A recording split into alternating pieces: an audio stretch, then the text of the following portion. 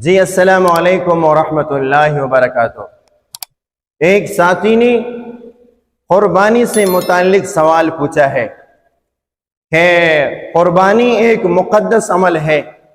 या एक आदमी बैंक की नौकरी करता है और एक आदमी सूदी काम में मुब्तला है और 100% सूदी काम करता है, और एक आदमी है वो शराब बेचता है, और इसी तरह एक आदमी है वो हटों में नाजायज जोड़े बिठाकर और उनसे जो पैसे मिलते हैं उनकी कमाई से अगर कुर्बानी का जानवर खरीदे या उसमें हिस्सा डाले, उसकी कुर्बानी का क्या हुक्म है। याद रखें, कुर्बानी एक मुक़द्दस अमल है।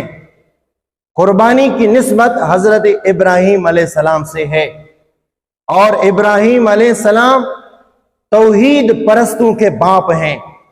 और इब्राहीम अलैहिस्सलाम जहां पे तौहीद की बात आती है, बुत परस्ती की खिलाफ अगर कोई बात आती है, तो हमारे जहन में सबसे पहले जिस शख्सियत का जिक्र आता है वो हजरत इब्राहीम अलैहिस्सलाम हैं।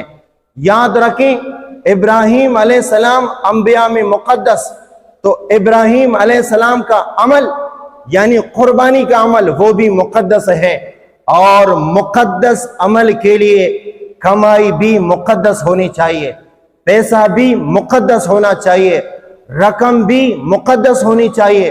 तो लिहाजा अगर एक आदमी बैंक की नौकरी करता है, और आपको पता है कि बैंक में ज्यादातर सूदी मामलात होते हैं, एक आदमी बजाते खुद सूदी काम करता है या सूदी काम में मुआविन है, इन तमाम सूरतों में उसके पास जो रकम आती है, उसके पास जो पैसे आते हैं, उसके पास जो तनख्वाह आती है, तो लिहाजा वो हराम की कमाई है।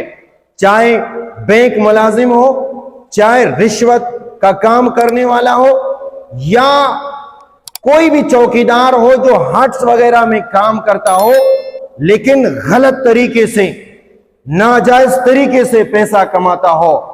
और याद रखें, जैसे शराब और शराब की रकम हराम, सूद और सूद की रकम हराम और नजस है, इसी तरह ये जो हट की कमाई है, अगर उसमें नाजायज अमल का सहारा लिया गया हो, तो लिहाजा ये रकम भी नाजायज है। और कुर्बानी के अमल के लिए ये शर्त है कि इन्नल्लाह तय्यिबुन यक़बलु तय्यिबा, अल्लाह तबारक व तआला खुद तय्यब है और पाक है। अल्लाह तबारक व तआला कबूल भी पाक माल को करते हैं, खबीस माल को अल्लाह कबूल नहीं फरमाते। तो लिहाजा ये जितने भी अमाल, जितने भी आमदनी मैंने आपके सामने पेश की, ये तमाम के तमाम हराम हैं और मुक़द्दस अमल है कुर्बानी। तो लिहाजा अगर इन अमल करने वालों में से, इस तरह की कमाई करने वालों में से कोई एक बंदा भी कुर्बानी में शरीक हुआ, तो बाकी 6 की कुर्बानी काबिल कबूल नहीं होगी। क्यों कि कुर्बानी के लिए जरूरी है कि 7 बंदे शरीक हो, वो हर एतबार से उनकी रकम बराबर हो, यानी पाकी में, हलाल होने में, नजस से पाक होने में, हराम से पाक होने में, तमाम का बराबर होना, यकसान होना जरूरी है।